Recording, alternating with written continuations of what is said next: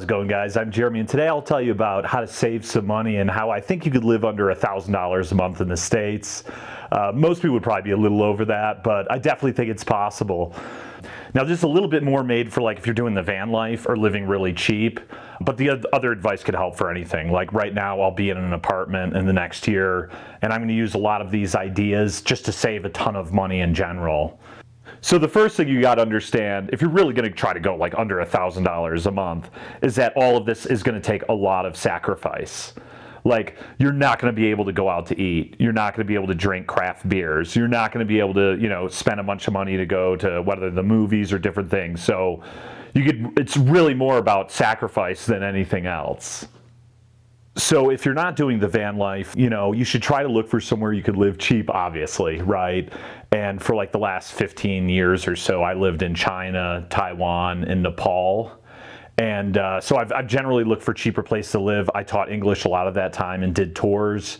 I was living overseas 15 years ago. There really wasn't so many remote opportunities like you have today. So I would look into some opportunities to work online, make good money in a Western country like in the States or Europe or wherever you're at, let's say, and then go to a cheaper country and live if it's possible. So that would be my first advice. So as far as food goes, you could go to cheaper supermarkets, obviously. They have like Dollar General or Family Dollar. This Save a Lot place I went in Cleveland or Buffalo, New York was super cheap. You get a lot of things for $2 or $3 still. So there's definitely some cheap options there. You could also look up some expired food options. Like, just because food is close to expiration or after expiration doesn't mean that it's bad.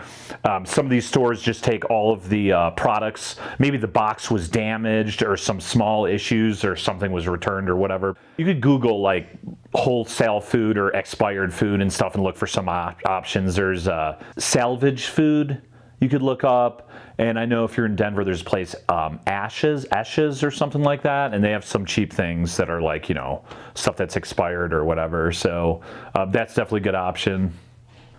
And of course, like Hamburger Helper or something like that's only a couple dollars, and it kind of tastes like shit. It's not the best thing in the world, but you can doctor it up a bit. You can throw in some garlic, onions, green peppers, jalapenos, whatever, to any of these kinds of cheap food, and it'll make it much better, right? So you can just add to some of these basic things, and it's not that bad. Obviously, like spaghetti and meatballs, burritos, hamburgers, stuff like that's pretty cheap, and those are only going to cost you $2 or $3 a meal. I don't do a big breakfast personally, but breakfast shouldn't cost you that much. Obviously, make all your coffee. When you're in the supermarket, there's a lot of stuff that's almost expired. That's like half price. So look through there and find all of the cheapest meat or different things that's about to go bad. I've never had any issues. I mean, you could smell most things to tell if it's rotten or not. Pork and chicken are generally the cheapest type of meats. Steak's a little bit more. It depends what country you're in, but generally speaking, I think pork and chicken are the cheapest, so you could go that route. I wouldn't recommend going to any restaurants because it's so much more expensive than making something on your own. But if you do, most of those meals in the US, for instance, are for 2 people. It's way too much food. So eat your leftovers, make sure that you take everything away. And regardless, when you make any meal, always eat your leftovers. If you make something at lunch, that's what you're going to have for dinner, or refrigerate it until the next day or whatever. So if you're doing the van life, you probably can't get a huge pantry or a huge refrigerator. But if you are living at home, I would definitely get one of the commercial refrigerators, one of those like top loading ones where one side is like a refrigerator, one's freezer, or even just a freezer is probably decent. And yeah, I would buy everything bulk. You could get, like, for instance, maybe a small bottle of Frank's Red Hot sauce for like $2 or $3, or you get like a huge one for like, probably $10 or something. So things in bulk will save you probably up to like 75%. So what I usually do is, let's say I'm going to make spaghetti and meatballs. I'll make a meal for what would be like 20 people, let's say. I'll, set out all the meatballs, and I'll cook those like in a pizza oven or a regular oven. And then I'll have, all of those in my freezer, and then I'll weigh out bags like with like 150 grams of spaghetti sauce and put those in the freezer. You could do that same with like fettuccine Alfredo sauce. You could find out how to make sauces like that. Make bulk things and freeze them. You could even do the same with burritos and things like that. You could pre-make like a bunch of enchiladas and put them in your freezer. I won't go into all the different ways of preserving food, but there's tons of different things, whether you can it, whether you freeze it, salt it, dehydrate stuff. Probably the best way to preserve food is to freeze dry it. That keeps almost all of the nutrients in the taste like 97% similar, you know. But the only problem with that is it does cost about $3,000 to get a freeze dryer. But if you're into backpacking and doing this and for the long haul, I could recommend something like that. You know, things like bottled water you don't need. I remember when they came out with bottled water, when it became popular in the 90s, and it wasn't always like that. Like, no one ever bought bottled water for the most part. I mean, maybe you'd buy those big jugs for camping or something, but yeah, you could get water anywhere. You know, whether you get it in nature at a spring or, you know, you get it from someone's house or something. I think, you know, most developed countries, water's safe, so I wouldn't buy all these bottled water. Plus, it's just a lot of pollution, you know, to have all that extra plastic. As far as drinking goes, or drugs or whatever, you know, forget about craft beers and stuff. I just drink Coors Banquet. That's about $24 a case, so it's about $1 a beer, and that's pretty much the cheapest way. No one drank craft beers before 20 years ago, for the most part. So you could just drink regular beers. You don't need that. Obviously, in a lot of states in the U.S. now, you could get, you know, weed pretty cheap if you're into that, and those edibles are only like a couple dollars. So it's definitely pretty cheap. You know, obviously, you don't have to buy everything new. You can get big deals on secondhand stuff, whether you go to like a garage sale or eBay. I guess you could even check with like Goodwill or Salvation Army for clothes or for different things. So yeah, just you don't need anything new if you're poor. You know, there's a lot of cheap stuff. You can look at basements of friends and family, and they have so many things they probably only used a few times. You know, even in my sister's boyfriend, in the basement, he hasn't used a lot of that camping stuff in years. So instead of me buying a Coleman stove for, I don't know, 50 or 75 bucks, I could just use his for now until you get the money, and then you could buy other things later.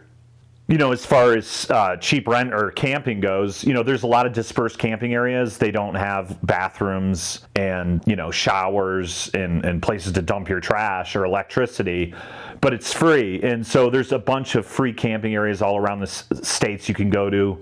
So I'd obviously recommend looking up, you know, free camping and stuff like that. It's going to be the worst haircut in the world. You know, you probably spend about 25 bucks a month on a haircut.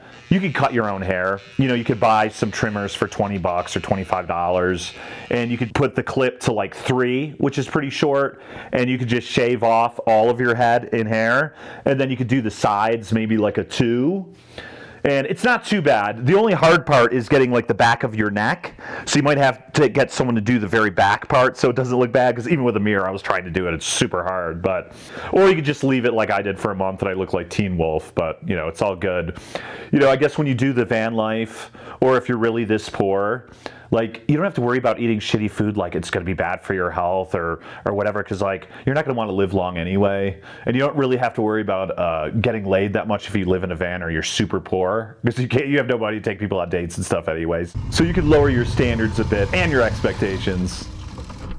So there's some cheap options for phone services. You don't have to get all the like big providers like Verizon and T-Mobile and stuff like that. They have smaller companies that use those same cell towers and give you cheaper service because they don't have all of the stores. So like I'm using Mint Mobile now.